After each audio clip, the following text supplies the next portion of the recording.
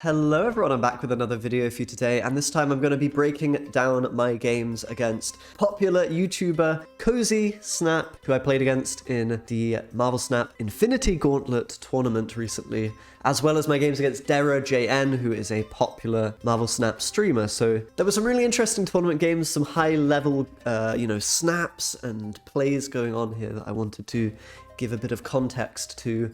If you haven't seen these games already, go check them out on 983 Media's YouTube channel, and then we can get into the more deeper analysis of the games. So let's talk about the decks real quick. My deck here is a bounce deck. I took inspiration from the Jeff Hoogland bounce deck, and I basically decided to put Valkyrie in it. I figured that Shuri would be quite popular in this tournament. It ended up not really being very popular. Not many people actually brought Shuri. But I thought Valkyrie is a great option into Shuri because you can avoid the armor that they often play and still hit that big unit with Valkyrie, winning another lane with, bounce cards like Bishop, getting that big buff on him, or Angela as well can be really good to win another location. I had Killmonger in there to help against Thanos. I thought it was a fairly decent matchup when you have a Killmonger in the deck. That was sort of the idea behind my deck. I think bounce is just very solid and pretty versatile.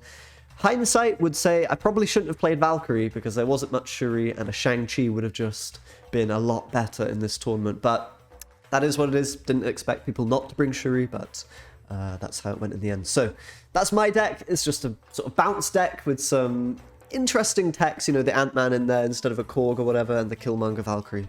Nothing too much more to say about that. This is Cozy's deck. He was playing a Silver Surfer Thanos deck, which I really love. I really love this style of deck. It basically utilizes the different Thanos stones to help you ramp out potentially a Storm on turn 2, or you can play multiple 3-cost cards on turn 5 if you play Energy Stone on turn 4. Time Stone, I think it's called. I always call it Energy Stone for some reason. Well, it gives you energy, I guess. You can also ramp into Professor X on the turn 5. You have Daredevil to help with that. So there's a lot of cheeky lines of play that the Thanos Stones allow you to do. It also just helps round out the curve of the deck, because normally Silver Surfer doesn't want to play too many 1-cost cards because you want as many 3-drops in there as possible. So this deck's really interesting, got some nice tools. The Killmonger can be quite nasty into my deck. You can snipe all of the 1-cost units potentially. And of course, Bounce really struggles at putting down a lot of points in a Storm location early on, because I'm going to want to bounce my low-cost units, right? I'm going to want to bring them back into my hand. So the Storm can be very powerful in this matchup, allowing Cozy to potentially win a location for free pretty early in the game with that Silver Surfer buffing 3 costs that he puts in there up and that kind of thing. And yeah, basically I have to be very afraid if the Storm and Professor X both are activated. If he can win 2 locations with those, then I really struggle to win with my deck against this in practice. If that doesn't happen, then I should be looking okay, because I have the ability to swarm the board very heavily with my bounce cards, all my 1-cost cards at the end of the game, and it can be difficult sometimes for even a deck like this to compete with those points. So that's sort of the setup. Let's jump into the games. Okay, we'll get into the gameplay now. So first match, what have we got going on? We've got 10 cubes each if we lose cubes. So if we lose the game, they're deducted from that total. The first person to reach 0 cubes is the loser. So you want to be careful with your cubes early on. The stakes will double after on round 5. So you'll be playing for at least 2 cubes every time. So the early rounds are sort of a bit more relaxed. You can sort of, retreat if it's not looking good for you. You can snap if it is. It's a bit more chill than the higher stakes where you're wanting to sort of play those games out and not give up too many cubes potentially. So Cozy's going with the stones at the start here. Of course, makes a lot of sense. The next location is going to be Nidavellir. This is pretty interesting. So Cozy's running Reality Stone and Storm, which can always change locations around, but Nidavellir should, in theory, be quite good for me, I'm thinking. I've got Killmonger in my hand, so I can kill all of the Thanos stones. There's a fair chance that Cozy will be playing some stones into Nidavellir. Maybe I can snipe those, maybe it's creating a bit of an awkward situation if he doesn't have Professor X to protect the stones, and if Nidavellir stays on the board, then I'm going to be able to very quickly swing that location in my favor with a Killmonger by killing the stones. So I'm thinking right here, my hand looks really solid as well.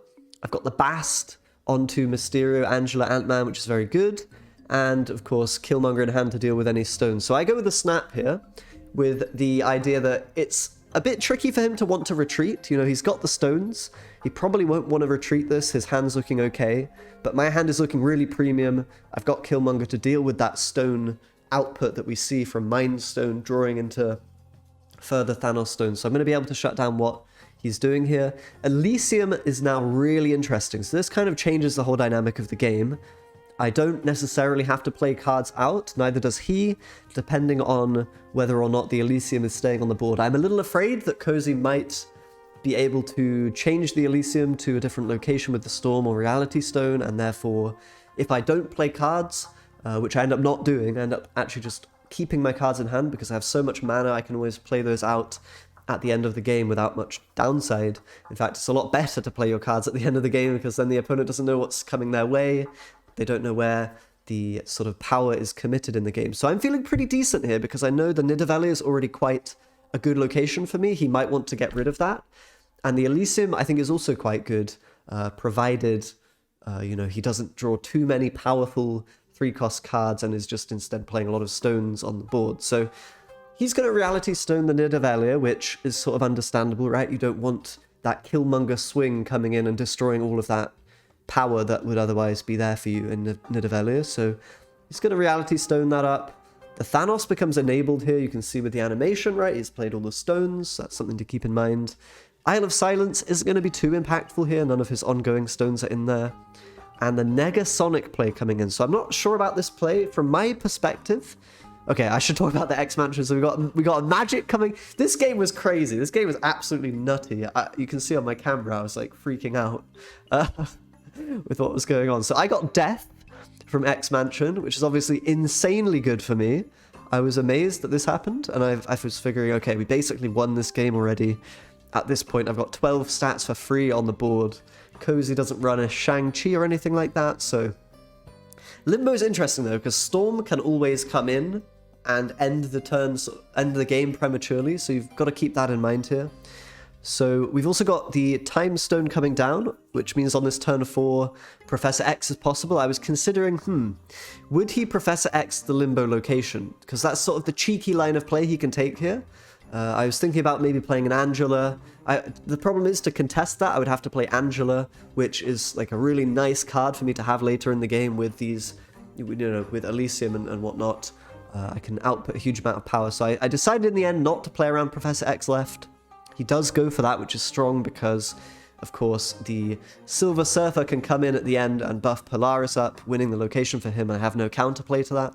So right now, we've basically guaranteed lost the left location, from my perspective.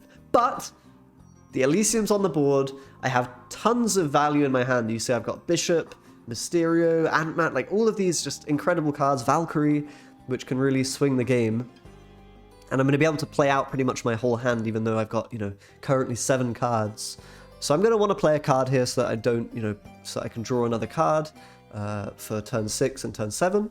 So I will end up going with Bishop. It's going to just not lose any value being played early here. And Cozy's in a bit of a predicament because he's played all of these stones, right? He doesn't have a Killmonger in hand. The Killmonger would allow him to clear his own board and then play his 3-cost cards, which are sort of his powerful cards.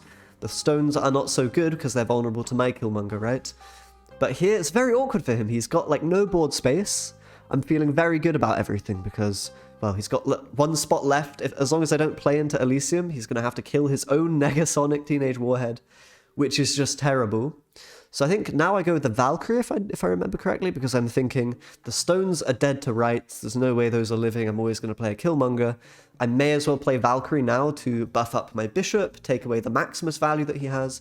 I'm not going to want to play Valkyrie at the end, most likely, because I'll be able to play a bunch of other cards. And there's always the threat still of a Storm coming in and taking away the Elysium, meaning I won't have access to as many cards on the final turn. So I think I play Valkyrie just to be sort of most energy efficient, and it's just a pretty solid play. It takes away the Maximus value. Even with the Silver Surfer buff, I'm able to take that away as well, which is really, really good for me. At this point, I'm thinking, yeah, there's pretty much no way I lose.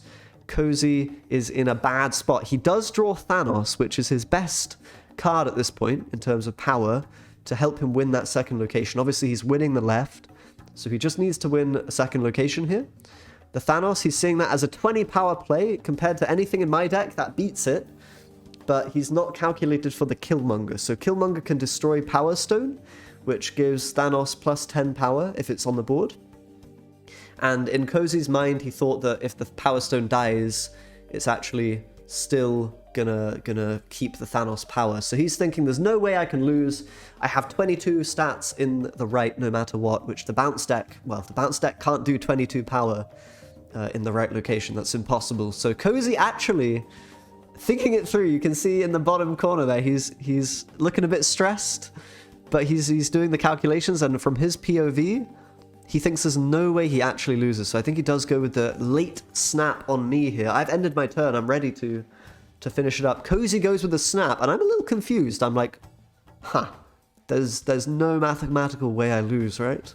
Because, of course, I have the Killmonger. As you'll see here, I can just flood the whole board with that Elysium at the end here. And yeah, I just figure, okay, free win for me. I was a little worried that he had some kind of a card in his deck that I wasn't aware of, but no, the Thanos loses its strength. We very easily are able to take the middle, of course. I don't even need to really commit anything more there. That's basically locked for us. So I just commit all of my power cards, my Ant-Man, my Angela, into Elysium and take that game down. So this is basically lights out for Cozy because we just gained 8 cubes off of the first game, which is something that shouldn't really happen in this sort of a format, in this tournament mode. We're just already way far ahead. Cozy has to win 1 million games in a row now to win the match. So very rough one for him. He just, he'd be winning here with the Thanos, of course, provided he had 10 extra strength, but he's forgotten that interaction and how that works. So pretty unfortunate for it to be, on his side. You can see he's not happy with himself there. I feel a little bad for him. So now we get into the second game, and I've got a big lead. There's not going to be too much to say here. I'm just going to play, my 1-cost cards, a bit more bouncy than I was last game. Of course, with that Elysium and the way things played out, I didn't have to play all my cards, but usually with the bounce deck, we want to be playing early on a lot of stuff. I'm probably going to go with Demon Bast here, I guess. I want to avoid the demon being losing its strength, of course. So from my perspective, oh no, we actually are going to, okay, fair. I mean, because of Lemuria, right. Lemuria, so I don't have to play Demon right away. That's right, I can hold on to it for the next turn, which is good. I get extra Angela value, as it turns out. Cozy, I think, just played a stone or something like that there. So we've got really nice early game here. I probably, honestly, would be inclined to snap on this. The raft is a great location for me. I was honestly a little bit feeling bad for Cozy that he lost the first game so massively, so I was not wanting to snap. I wanted to see a bit more of the gameplay, not force him to retreat. But the raft should be really good for me. I can fill it up with a bishop and just get more power that way, or I can even bounce cards out of the raft in order to, pretty easily get the extra unit from the raft and then still be able to play into that location later. So it's a great location for me. If there's no Storm or Reality Stone, then it's really bad for Cozy. As you see here, I can play Bishop in there. I would have snapped on this had this been, had I not been so far ahead. I would have definitely gone for a snap because I know I'm getting the raft unit and my early game's been very strong here, so I'm in a great position. I get a leader from the raft. I know at this point it's basically game over. I decide to go with the snap. I figure, okay, I may as well lock in the snap. I'll give Cozy an opportunity to retreat here. I think I snap on this turn at least. I know that the game's basically, this particular one, it's very difficult for me to lose with that extra 7 stats, plus even more with leader potentially that I'm going to get here. And as I said, I've already got the Angela Bishop on board, which are contesting the location where Cozy has multiple 3-cost units, so that's very good for me. That's gonna, if he wants to play the Surfer to get some extra points, we're gonna be able to compete with that at least, whereas in a Storm location or whatever, not so much. So I go with the snap. Cozy realistically should be retreating here just because there's very little chance of him winning with that raft unit being a thing. He also doesn't have many stones at all, really, which are the things which help you to draw through your deck and fill out your curve. Get the Storm, get the Professor X, which are important for his deck. So a bit of a rough one, but I think at this point he knows if he retreats, he's not really going to be in a position to win. He's going to have to win 5 rounds in a row, essentially, which is a real struggle. So I can see why he stays in here, but yeah, it's definitely rough. He's got the Space Stone, so he can move out of my Bishop Angela lane if he wants, which is one that's been heavily overcommitted to. This is the final round. I've gone leader Valkyrie in the left location to take away that Maximus strength, get the win there. And I figure if he moves out of the raft, this might have been a slight misplay from me, honestly. I wasn't thinking too much about what I should do. Of course, Space Stone means Cozy can move into the middle. I didn't play anything in the middle, so if Cozy had just moved into the middle and committed a lot of strength to the left, I might have had trouble here. It might have been a slight misplay. I don't know if I was actually losing to anything. The Juggernaut is interesting here from Cozy's POV as well. A little bit more of a tricky spot for him to figure out than for me. I've got that leader which I can just dump left. It's going to copy units in the middle probably, and if it doesn't then I'm probably okay anyway. I just sort of played my cards. Didn't have to think too much about this one. The extra stats that I get are just kind of unfair, to be honest. You'll see here Cozy plays into the middle, giving me even units with the leader. Of course, he can't know that I have a leader here, so there's no reason for him to play around that. And the Juggernaut not going to do anything. Yeah, just a complete stomp this particular game. As I said, it might have been a bit different if he'd played, I don't know, a Thanos in the left. I think he still would have lost, but maybe there was some line of play which could have been winning. I don't know, maybe like a nah, I don't know. I think it was just always lost for him, but yeah, we take a win against Cozy without dropping any games, so that was pretty nice.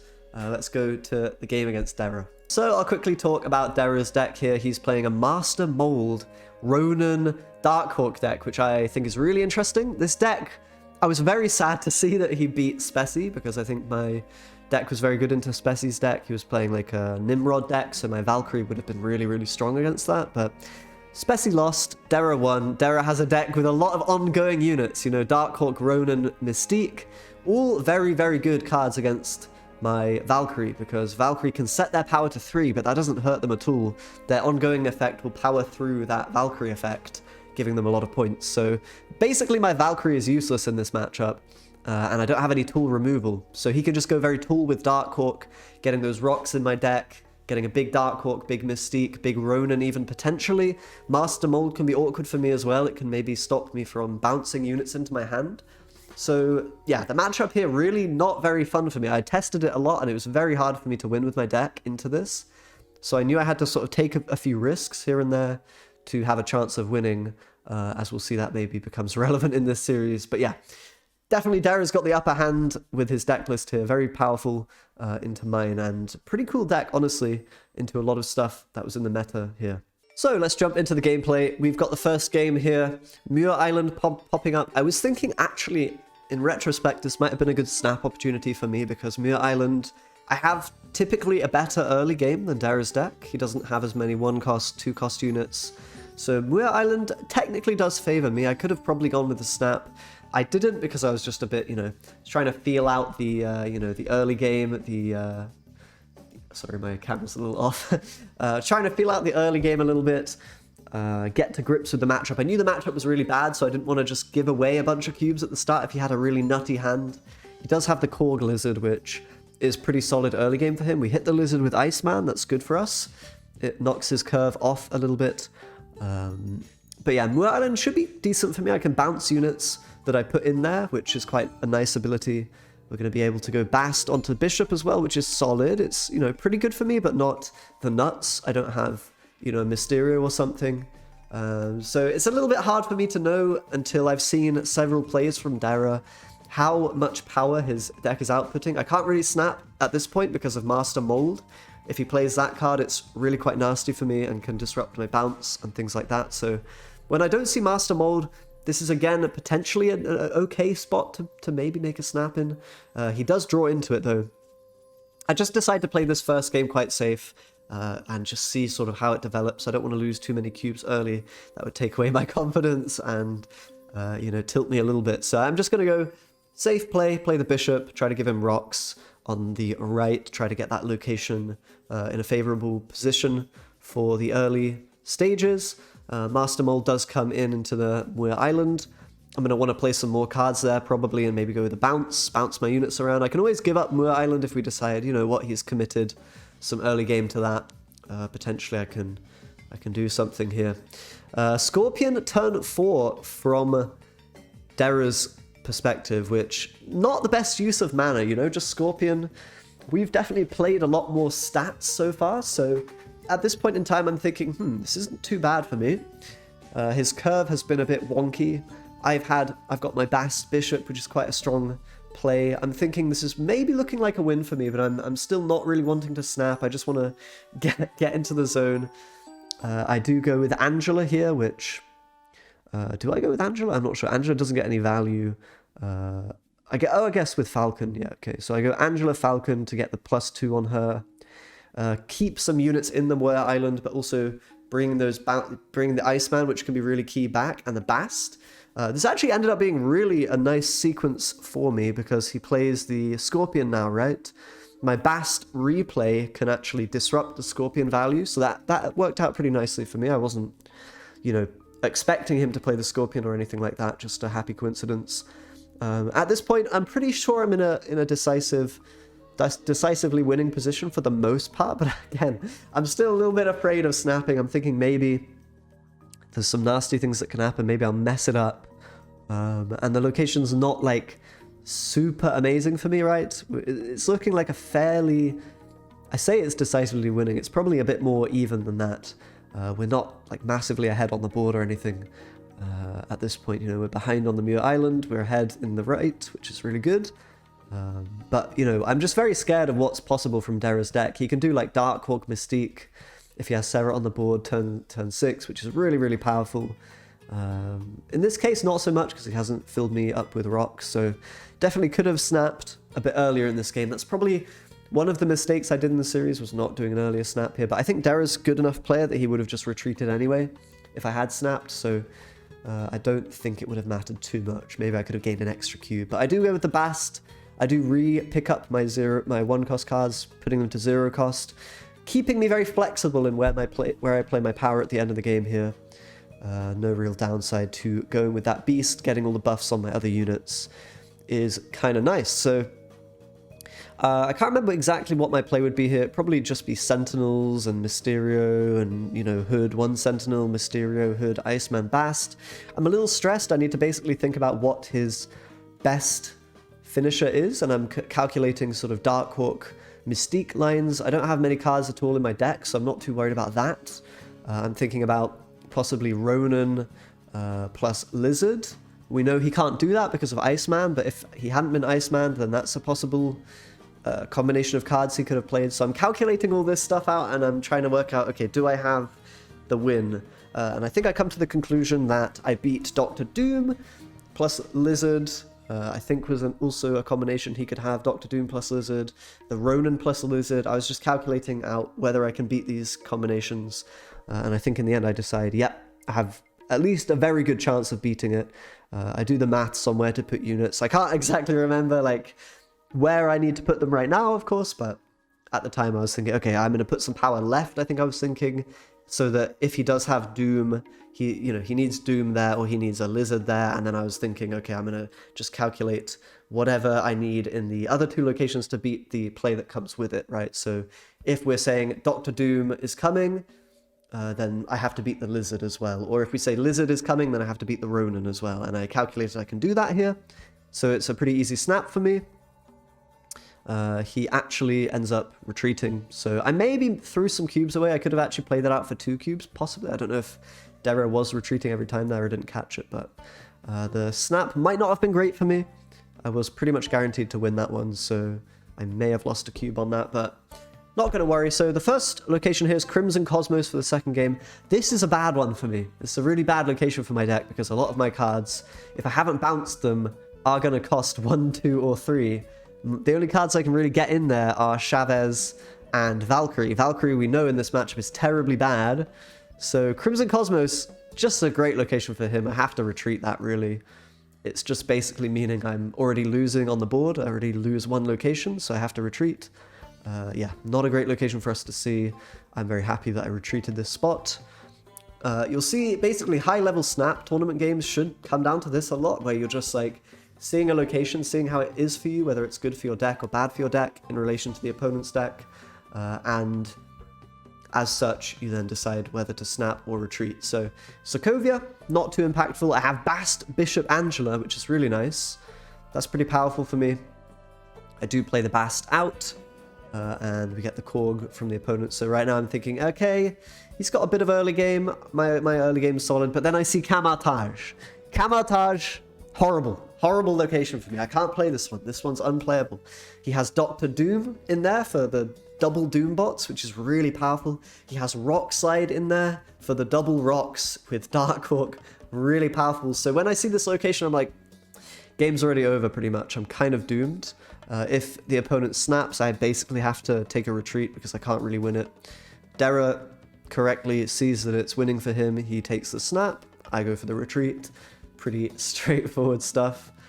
He doesn't actually have the on reveals, but a lot of it is just what your deck can do, right? If your deck is able to win that location, then you're able to snap on it, and the opponent has to respect that. We'll see a bit later. I made, it can be okay sometimes to choose to stay in and call the bluff on certain snaps, but that's sort of a last resort in a lot of cases. So at this point, we're just basically seeing the location, seeing if they're good for our deck or not. If they are good, we snap. If they're bad, then we take the retreat. Because these decks are so different, the decks that we're playing, locations really favor one or the other in a big way compared to the other. And that's something Dara's deck's really good at. Certain locations are like extremely good for cards like Darkhawk, Dr. Doom, and things like this. Conversely, my bounce deck doesn't really benefit from location randomness a whole lot. There's a few that are okay, but most locations, bounce is basically a pretty consistent archetype. It doesn't benefit too much from that many locations. Like Elysium can be quite interesting, Shuri's Lab, things like that. But, there's nothing like game-winning, auto-win in the same way that there is for Dera's deck in this particular series. So we're just going to have a standard early game, not going to snap. I need to wait a bit. I need to see the locations because the locations can be bad for me. I need to see what Dera's going to be up to. Again, we get another location that's great for Dera's deck. Shuffling 5 rocks into each deck means his Darkhawk Mystique combo is essentially plus 10 points.